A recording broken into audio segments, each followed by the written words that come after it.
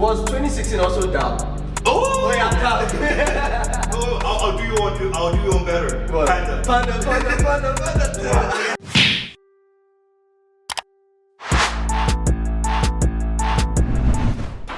Yo, what's good, my G? Where you at? Hey, broski, I'm outside. How you saying? Bro, I'm chilling, man. Come on in. The TST Production's waiting for you. I got you. Sorry I'm taking too long. I had to look fly, you know? Bro, yeah, man. We're already too late, man. We're already in February, guys. Come on. I'm Safakara. Give me my space. I need to look good, you know? Man, get back in here. Alright. Welcome in. You're joined by your favorite Nigerian prince, man. I really need to reconsider that tagline, actually. Wait, you're joined by Michael Chevin in the building, as per usual. Olubajo Anu here with the Shop Talk Podcast. I'm sorry it's late, but we are here. I mean, shit. We're still in the party. On whose behalf are we late, actually? I'd like to know. Let them know who they can point their fingers to. To be honest, it's my fault. I take accountability this time. But to be fair, we had to set up this beautiful stage just for y'all to have fun, so we can have meaningful conversations again. Yeah. Bro, damn, new year, new Anu. Like, bro, Anu taking accountability now, guys. Come on. I see you. New year, new me. Don't leave me hanging. For all of you that have started this year with your New Year resolution, it's February. How is it going? Last year you had a resolution, actually. I did. For Valentine's. I did. Now let's take an annual Valentine's song. 3, 2, 1, go. Valentine is coming. Where is your girlfriend? You are sitting at home. I'm looking at you. Lonely. To be fair, guys, I promised Michael last year that I was not going to come lonely this Valentine's. And we are here to tell you that my mom is in town. I am not going to be alone. My guy said no girlfriend, don't worry, it's all good. I got my mom seat. Exactly. Oh my boy. Mommy does the job. Well, don't let me Hey yo. My guy was about to be like, mommy knows best. Like, yo, calm down. That's kind of crazy. Yeah, but yeah, Mike, how's your New Year resolutions going? Come on, we thank God, man. Your boy's keeping it steady. I love that. Yeah, bro. With the podcast now, we've been working on this forever. I'm glad we're able to get here finally. But on the content side of things, I've been keeping it consistent with working, gym, and then posting more consistently. It's calm. Okay. The only thing I'm lacking behind now is just like streaming. That's streaming, bro. Get into the streaming family. Let's become iShowSpeed. Meow. Okay, good. What the fuck was that? Bro, I do the emoting sometimes. It's part of me. Bro, that's not an emo. That's a stim. You're Shalomir or something. Bro, what the fuck? I actually think the nigga cool. I ain't gonna lie. I mean, yeah, he ain't bad. He's cool. He's cool or something. But I don't know. Him being nominated for more Golden Globes than Michael B. Jordan doesn't sit right with me a little bit. Really? Personal opinion, because sinners cooked. Creed? Yeah. So like, because of Marty Supreme that just came out towards the end of last year. Recency bias. It kind of makes me feel like 2016 is not as good of a year as 2026. I don't know what you mean by that, my G. I don't know what you mean by that. Let me hear what you have to say, because a lot of people are saying 2026 is the new 2016 now. So like, yeah. In 2016 we're wearing skinny jeans. But those were the free times, bro. The skinny jeans, the checkered shirt. Yo, you button it up all the way to the top, like the truck boy swag. Bro, those are it was giving cholo. What do you mean? Do you remember the carrot jeans? The carrot. Oh yeah, like it goes, it's baggy, and then it goes down, and then it has like what's it called? It has like a grip on the bottom. Bro, I used to wear those things and it just take like 2 hours to take off. When I go. What do you mean 2016 was good? In boarding school, yeah, we had our custom uniforms, and then because everyone wanted to feel among, and the swaggier style too was to have skinny pants. Everyone would like personally carry their jeans or uniforms and sew it. Yeah, make it stitch it in. Yeah. Bro, teachers used to hate that. They would carry everybody who had like skinny trousers like that. They would carry them. Tell them to remove the trouser there in front of everybody and start cutting it in front of them. Like, embarrassing. Hey, embarrassment. We've been through a lot of humiliation rituals. Wow. And that's why we're not desensitized about TikTok. Bro, honestly, yeah. Wait, actually, what are some things you remember from 2016? So, you know it's 2016 when people are doing the mannequin challenge. Right? I remember the sets before graduate sets of 2016, they did the mannequin challenge and we thought like, damn, they so cool, like, yo, this shit's fire. Yeah. A couple years later, I wanted to do it, like, bro, this it's shit, not the same. It's cooked, it's not the same. If you're not a pioneer, it's never the same. The mannequin challenge was viral. At first, I thought it was like a weird, scary movie type effect. And then when I got into the trailer, I was like, oh, that's actually cute. And then me and my, me and my guys at school, then we did one. But then phones were illegal in school. So when like they saw the posting online, they were like, wait, how the fuck did these people see what's going on? That's questions you don't want the answers to. yeah, literally. Ooh, was 2016 also dab? Oh yeah, dab. No, I'll do you one better. What? Panda. That was the pandemic. Yeah, facts. That was the pandemic. Panda was the pandemic. Panda, Black Beatles. Panda, Black Beatles was the pandemic. Crazy. Everybody wanted to do. Bro, everywhere you go on the floor, people will dab on the floor. Bitch, look at my dad. Bitch, dad. King Bash. Oh, King Bad. He does already vines. Yeah, vines and shit. Those were a crazy time too. Okay, and pointed boots. Pointed boots. Pointed boots. Wait, I'm trying to remember who exactly was Pointed with like, them cowboy boots that used to be like really pointed on the edge. Like it looks like them Godfather boots. when I'm going to I don't even know, maybe carry. I don't know where the people get it from. I never wore it because I never liked it, to be fair. Bro, another thing from 2016. Doggy filter, Snapchat. Everyone, you know something cooked about it, yeah? True. I used to find, bro, at that time too, I used to find girls so cute with those filters because they were just like, damn. I mean, she kind of cute. I know your type. Like, damn, what was wrong with my Michael, I know your type. You like them chihuahuas.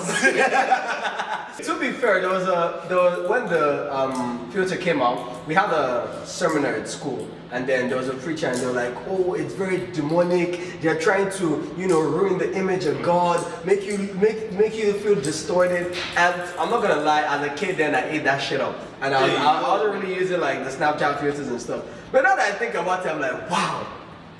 They really indoctrinated me as a child. You know something funny about that though? I saw a tweet a while back that was like, yo, remember the moms who were having kids around that time and then were taking doggy filter pictures of their kids? Yeah. That's the same thing now, I imagine, with AI and people using AI on their children to see what they would look like growing up. I'm like, bro, you don't need to calm down with this because like a couple years in the future you're gonna look back and be like, damn, this shit was not it. Yeah, right? it's cringe. That's the thing with trends though, like they're vibing for the time, and I ain't gonna lie, I enjoyed the 2016 trend. Now that you bring it up, I enjoy the 2016 trend. There you go. But now you're looking back and you're like, I'm trying them skinny jeans days, man. See, listen, I'm a firm believer of live in the moment and enjoy the moment. As and you then should. leave it in the past because it's in the past for a reason. As you should, Right? as you should. It was a good time, but it wasn't all that. There was also a lot of crazy shit going on. Remember the clowns?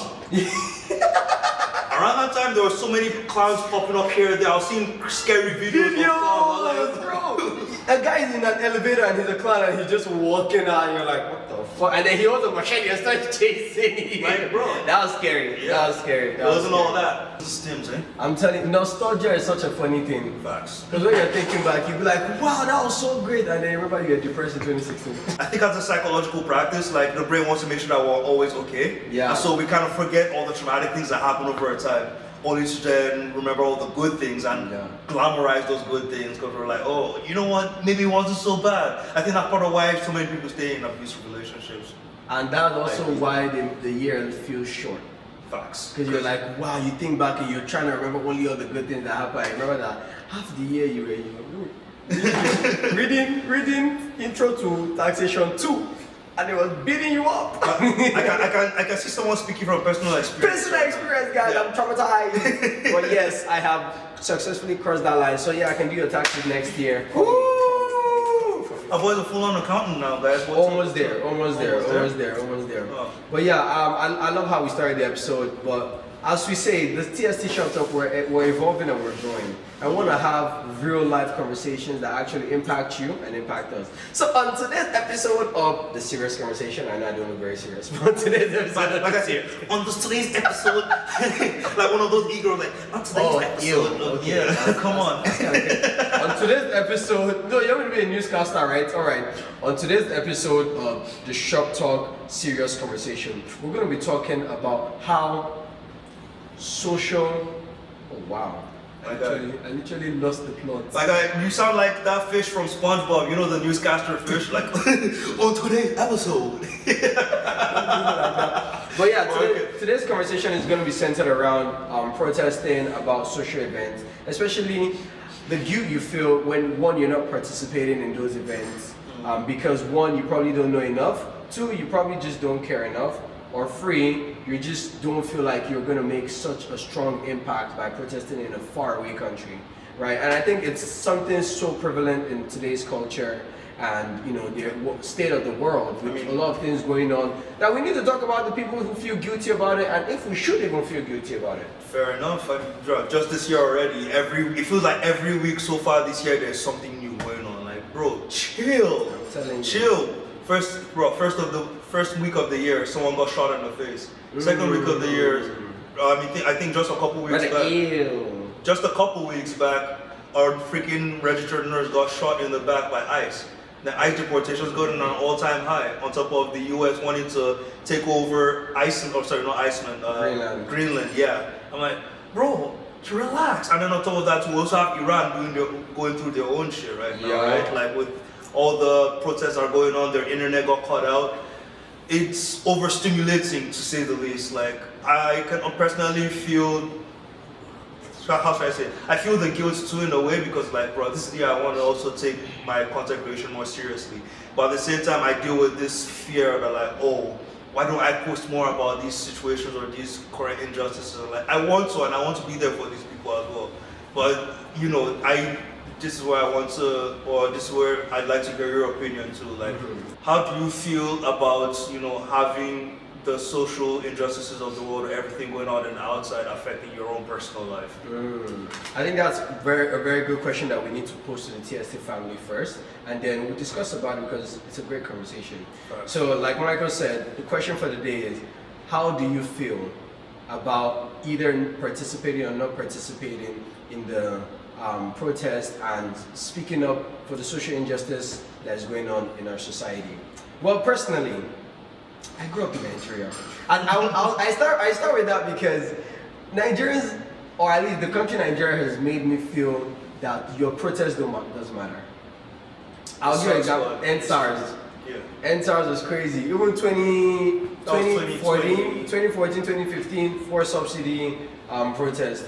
We've had too many protests that did not lead to anything. So the desensitization has made it feel, personally for me, like I haven't really been to a lot of protest grounds in a long while because I don't see it as directly impactful, right? So what I try to do is I try to, first of all, have more conversations like these, like actually educate people. I love being conversant in the news, to educate people about what I think is going on, share my opinions, and then we link minds. Do I feel guilty a lot of times? Yes, I do, like 100%. Like, I know people on my timeline that they post about, the protest they have for the Iranians at, in Vancouver Library. Even when the whole Ukraine war was happening, that was also like a big thing. And I wanted to be a part of it, but at the same time, I was like, is my protest really being heard? So that kind of pushed me away from actually doing it, right?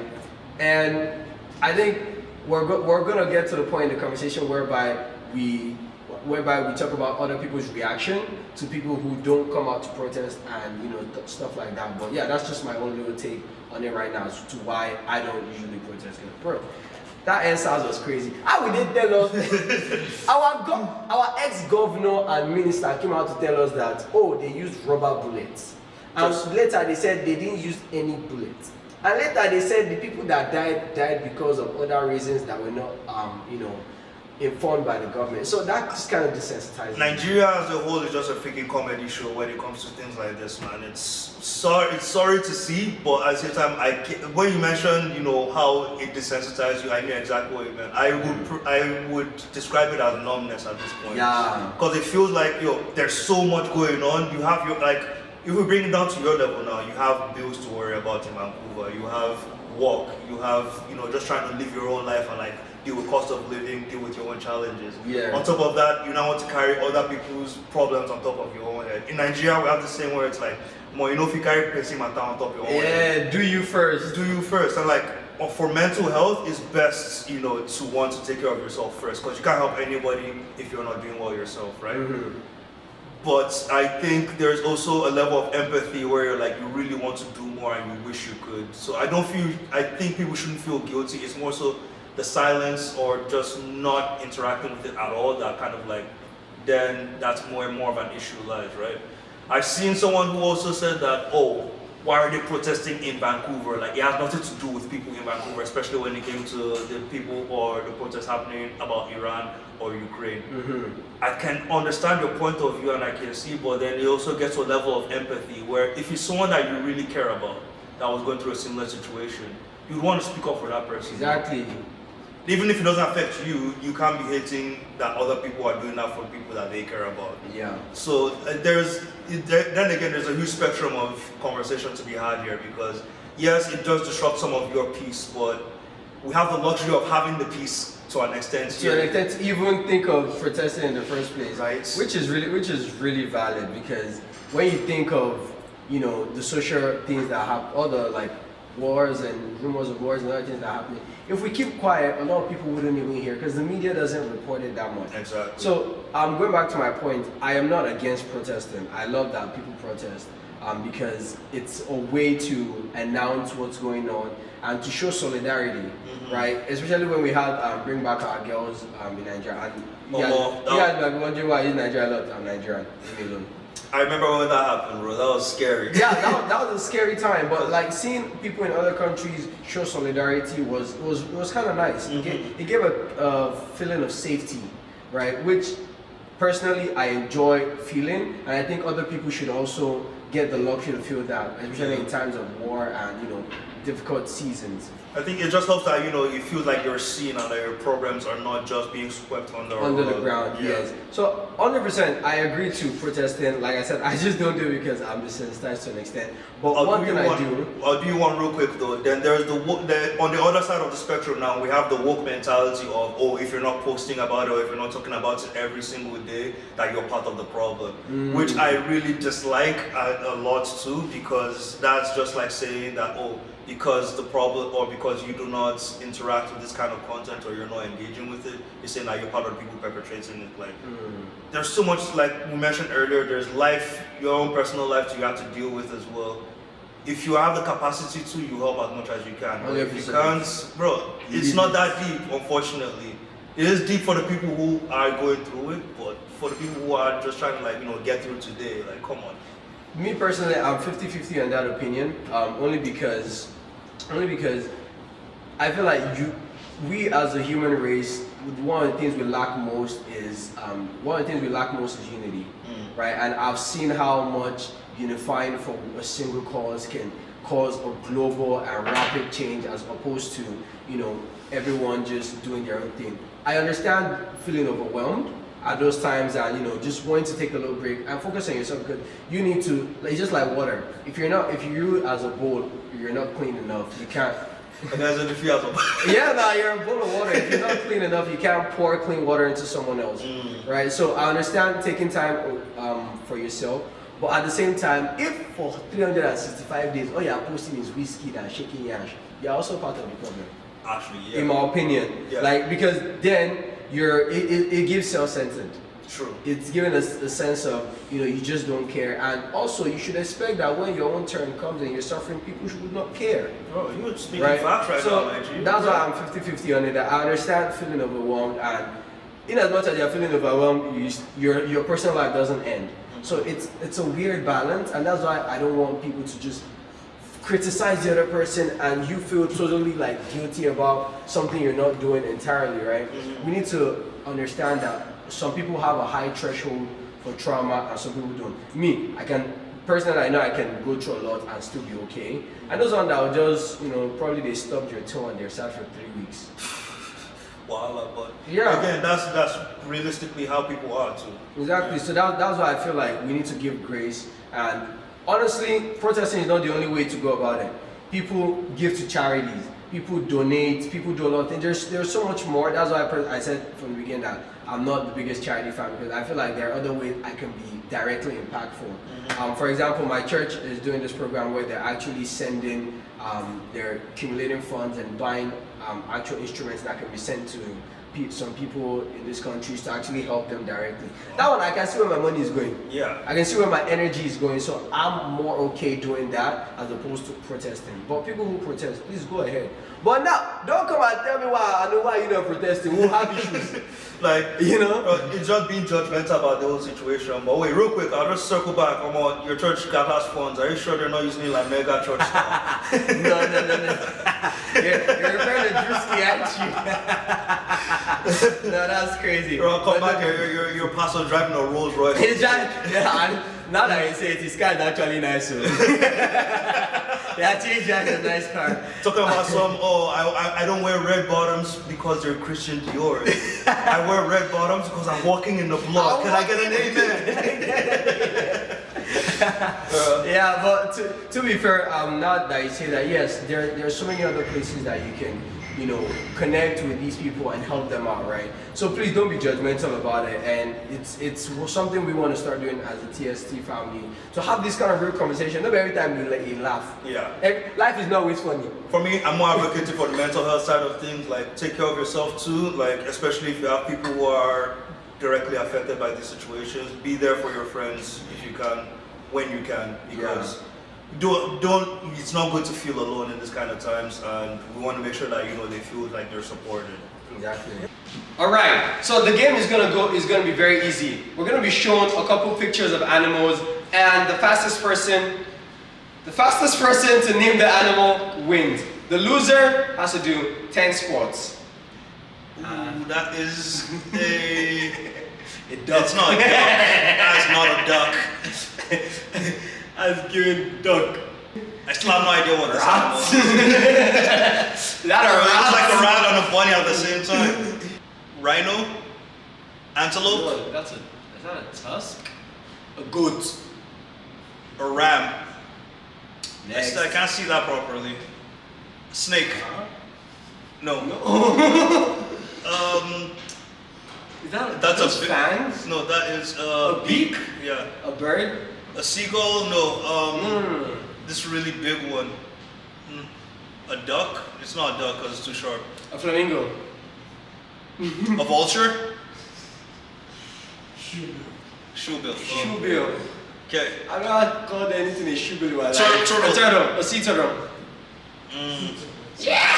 Let's go! Whale. Chimpanzee. Oh. No. My guy said chimpanzee. I'm serious. Damn, so tight. Nah, he lost that one though for calling the whale a freaking chimpanzee. No, I'm serious. Come on. My brain brain had already interpreted the image without seeing the image. So when I by default, chimpanzee. Yeah, that was a very lovely conversation. Yeah. Two more to that. Bro, this year we got you. We got you guys, don't worry. If you're liking the content so far though, don't forget to like and subscribe, because you know what? Your boys are getting paid. We need to get paid. Yeah. So support your boys, enjoy our content. And leave a comment too, because you know what's up. Yeah. Well, speaking of how everything's going to shit right now in the world, actually, you know how we said a couple episodes back, like America like Nigeria with the Gucci belts. You know how Nigeria now actually showcase why they are the country with the Ghana must go belt, apparently. How is it? Because tell me why, you know what, whenever you search up Africa on TikTok, they always show the most useless or the most degenerate pictures of like how people are living in poverty and everything. Yeah. Speed went to Africa on his tour to stream the whole in different parts of the continent, right? Yeah. He went to freaking Kenya, beautiful time. Same. Went to Zimbabwe, beautiful time. South Africa, he's living life, enjoying. Went to bro. Tell me why when he got to Nigeria, our story had to be different. I know we touched up on this earlier, but man, the way this shit paid me, it's not even funny. It's a focal point for Michael. He needs to dive in. Because tell me why, bro. First of all, like everyone knows that Lagos itself overcrowded as it is, no problem. He walks in, my guy is like, because it's smelly. Oh, are you serious? Yeah, I'm like, that's the first minute. First couple minutes, man. I'm like, you know what? That's embarrassing. That's not nature. It's going to happen. You know, he's not trying to be performative with it at all. Like he's just genuinely there to meet the grassroots people who are doing things.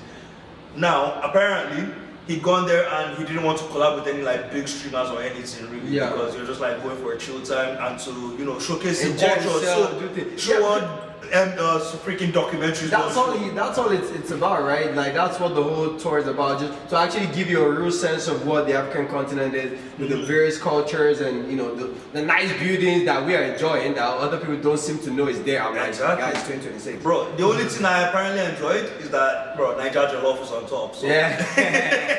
That beef is squashed now. That beef is squashed now. Ghana, you can pack your shit and go. Number one. Pack a boiled egg and go with it too. Yeah. But aside that, tell me why my guy is doing a stream and he's downtown Lagos, I think. Pella.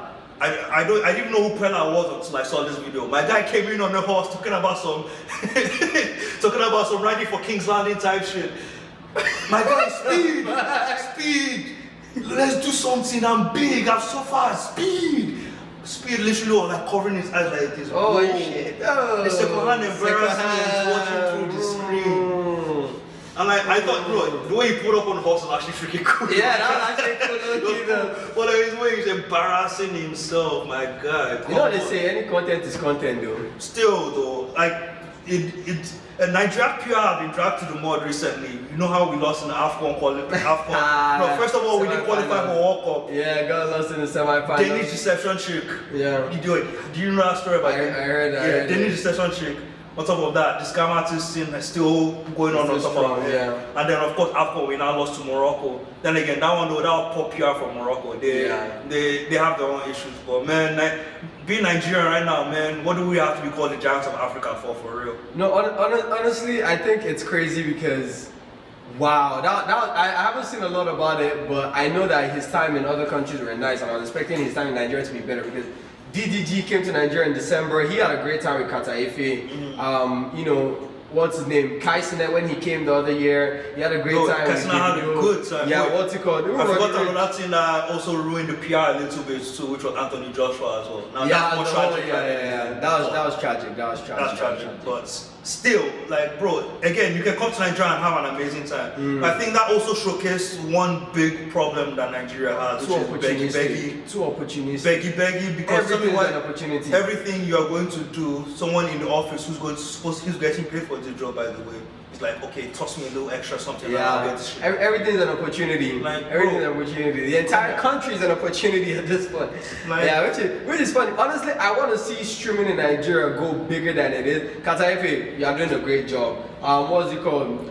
Shanks. Shanks is doing crazy things. Him and Renenzo went for Streamers University. And I love Shanks, I know is the one from One Piece, even though I don't even watch One Oh Piece. Yeah, no, we have Shanks the comics. And he's doing great shit, and like I want to see the streaming side of Nigeria get better, but yeah, you guys can't do that. Like allow the man enjoy himself. If you're also gonna do content, like just do content and act as if you passed by or something like that. Like, don't like force him to be in your videos and shit. Bro, that's crazy. Don't be harassing my guy like nigga, you that's must crazy. skate. Nigga, that's crazy. My guy veins popping in his head. You must skate.